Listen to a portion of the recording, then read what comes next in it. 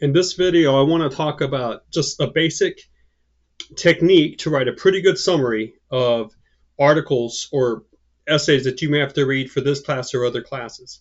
Now, when we ask you to write a summary, we really are just looking for a condensation, right? A quick recap or retelling of the larger entity, the larger article. We are not asking for your opinion on this, or nor are we asking for an evaluation. That's coming later. That could be like the interpretation essay, or the response essay, or the critique, the evaluation essay. It goes under different names, but if someone is just simply asking you to write a summary for an assignment or whatnot, then what we're really just asking for is, don't give us your voice. Show us that you know how to find the main idea, the main points of someone else's voice, text, essay, article, and show us that you can condense them and deliver them to us in a way that is fair to the original piece. Okay, so you have to pretend that for some reason, the author of the article or story that you just read, for some reason cannot speak to, say, a friend of yours. So, you just read this thing and then you're going to go and talk to a friend about it. And the friend tells you, hey, really quickly, can you just tell me what it's about? Can you sum it up for me? And now pretend that the author is standing right next to you, right? Your job is to do that in a way so that when you're finished, you can simply look over to the author and say, was I fair to your points? Did I nail it for you? You're doing a service for the author, right? So whether you agree with whatever that person is saying or not, a good summary is going to stay faithful to the contours, the message, right, of the original text, article, movie, documentary, essay, whatever, So this is just a basic skill that you need to nail down. You have to have some good techniques for this, and that's what this assignment is basically designed to do. Now, sometimes I'll bring in an essay that is current and relevant to today's world, like it might be just a couple weeks old, and I'll have my students to summarize that. Sometimes I might use an essay that is quite a bit older, 10, 15, 20, 50 years old. And the reason I do that is not because the facts are important now, but because that article or essay or whatever really lends itself to this activity. For whatever reason, finding the main points are, doable, and there might be one or two challenges that I can speak to. The reason I might use an older essay or opinion piece or article is that it really does lend itself to be a great teaching tool. So I don't want you to look at something and say, well, the facts are all wrong because this thing is 25 years old. The facts definitely might be wrong now. They were probably right in its time, but your job there is not to examine the content for its current relevancy. Your job is just to, if it helps, pretend you're, back there when the thing was printed 10 years ago or 20 years ago, and you're just trying to summarize it, okay? So what I would suggest to you is I want you to start looking for the main points in what you're reading. And if you have your own copy of something and you don't mind underlining or putting a mark on the margin, that's certainly a great strategy. Excuse me. If you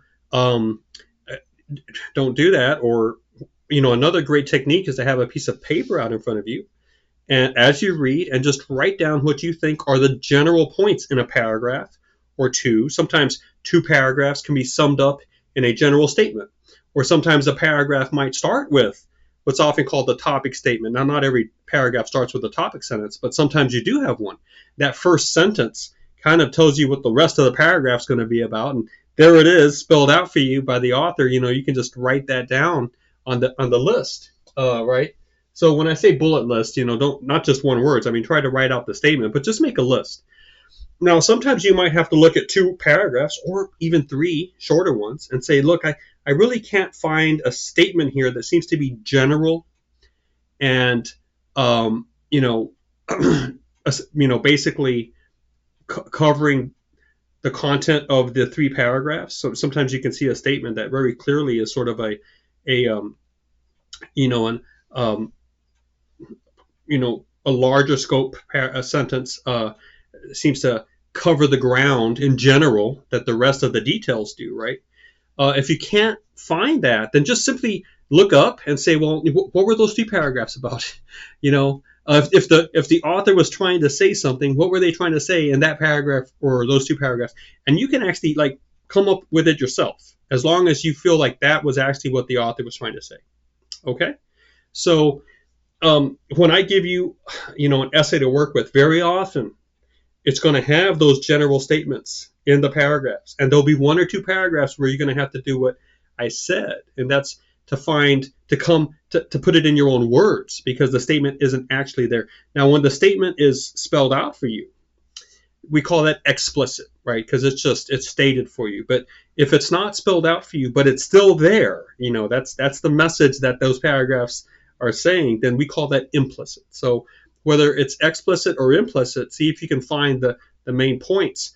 Perhaps think of it in terms of an outline. If you had to outline, that article that you're reading, what would the outline look like? Okay, that might really help too. I'm gonna put some points here. Is maybe outline it.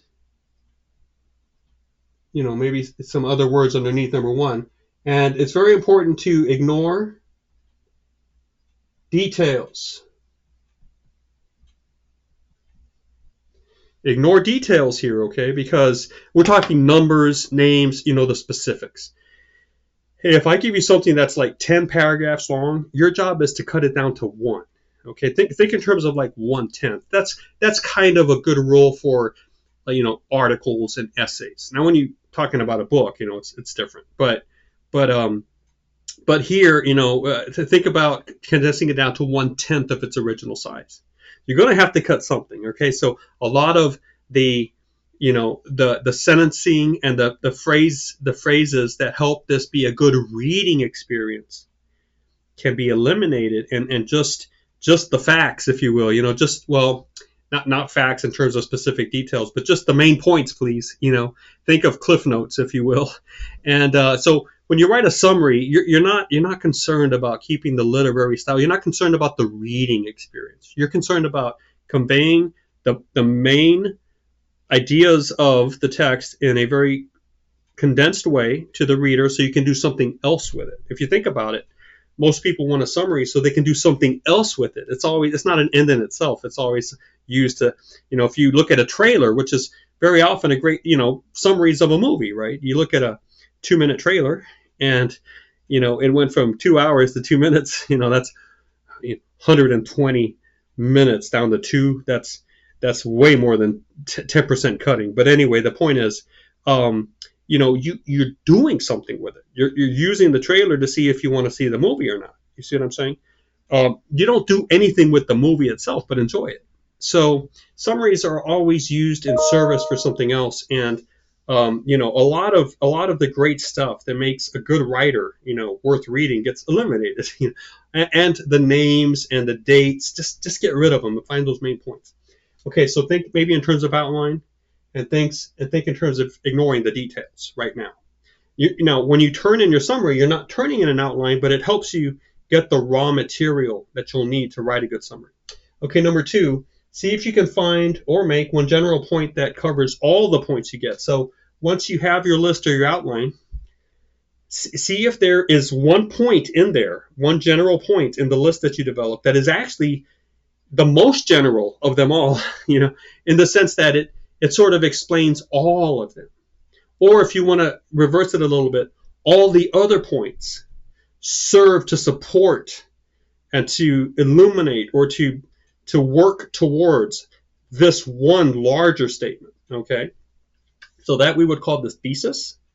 And that's really that one overarching point, the biggest point, the whole point, if you will, of the essay. Now, you need to find that, because when you write your summary, it's good to let your reader know what the whole thing was about, essentially, in one sentence, the thesis. Now, let me just make a point here. Sometimes you can write a summary that is actually a 1 or 2 sentence summary. Okay, I'm not asking for that here. I want you to develop a paragraph. I want the paragraph to be 7 to 10 sentences long. Okay, you can go a little over that. I think a little under is a little too small for this, but think in terms of 7 to 10 well-developed sentences. And so I'm asking for a paragraph summary. But many times a teacher can ask for a one-liner, a one-sentence summary. Okay. Well, kind of what I'm asking here is write the paragraph and also include the one-sentence summary towards the bottom. Okay. Bring that most general point in as well. But there are 2 mistakes that students usually make when they're writing summaries if they haven't practiced on it or if they're not taking the assignment seriously. But one is they go way too short and they're asking for a 1 or 2 sentence summary. Now you can actually do that. Sometimes those are pretty good, but I'm just not asking for that here. I want it to be a 7 to 10 sentence paragraph. Okay. Now the other mistake that is not correct in any way is just to go to not know how to cut and condense, and you end up with 20 sentences, and that's one huge paragraph, and at that point it's like half the size of the original, and maybe at that point you should have just given me the original.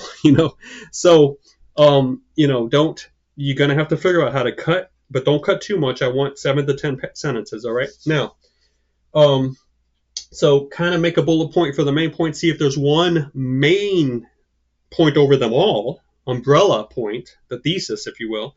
Sometimes it will be explicit. You'll find it, and the author will just have written it out, and you're like, well, yeah, there it is. There's that one sentence that really could have been the title, or could have been, it's the thesis.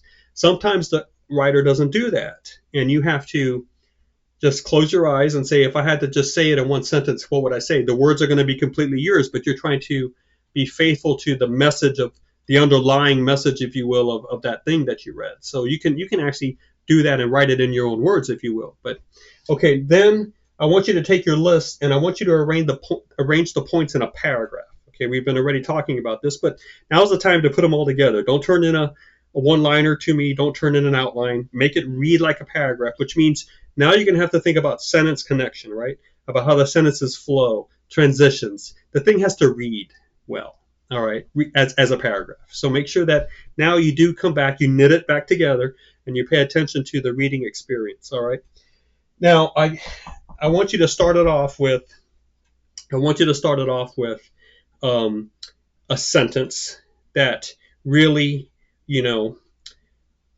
right away gives you the name of the author, the name of the article, the name of the genre, if you will. Is it a movie? Is it a book? Is it an article?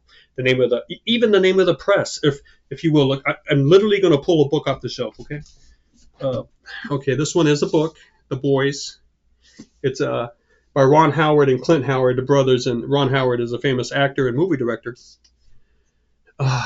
Okay, so it's a book. It's written by Ron Howard and Clint Howard. Okay, and it's published by William Morrow Press. So, and it's I think it's 2023. So, that first sentence for this would be, in their 2023 autobiography or memoir, The Boys, written by Ron and Clint Howard.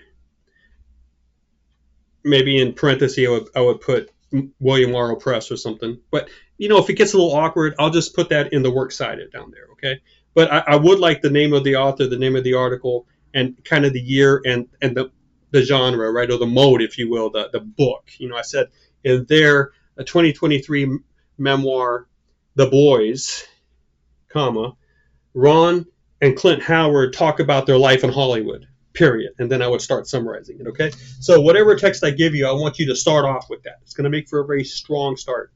Now, later on in the course, we're going to really focus on developing good titles, single tier and double tier.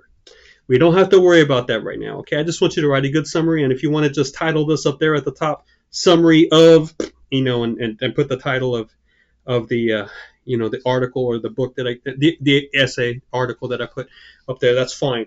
let me just say this: if you're gonna actually make your title like summary of, the name of the article, put the name of the article in quotation marks. You never put your own title in quotation marks when it's up at the top, acting as a title. But because this is a title within a title, right? Your title is summary of blank. All that is your title. Don't put quotation marks around that. But because you have a title within a title, in this case, a title of an article or essay, the title of the article or essay needs to be put in quotation marks. If it's a book, it needs to be italicized. But we're not dealing with books right now. So I hope I gave you enough to really do a great job with this, okay? So don't wait to the end. Read it. Read it once or twice. Read it with a notepad. I would. Pull out a piece of paper and a pen and sit down, and you could probably do this in 10 minutes, 15 minutes, but look for those major points, all right? Do these 4 steps and get it in on time, and I think you're going to make a great grade. Hey, thank you for watching.